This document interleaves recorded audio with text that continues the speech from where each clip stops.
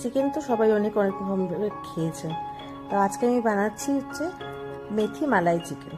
তো মেথি শাক নিয়ে নিয়েছি, চিকেন, আর তার সাথে লাগবে হচ্ছে পেঁয়াজ কুচি, লঙ্কা কুচি, রসুন, আদা, কাঁচা লঙ্কা, গোটা গরম মশলা, কাজু বাদাম, পোস্ত আর টক দই।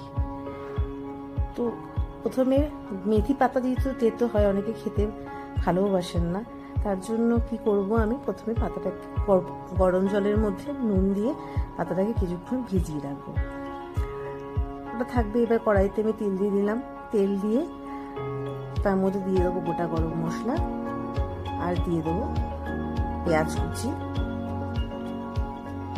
পেঁয়াজ কুচিটা যাতে তাড়াতাড়ি সেদ্ধ হয়ে যায় তার জন্য তার মধ্যে দিয়ে দেবো সামান্য পরিমাণে নুন দিয়ে ঢেকে রাখবো।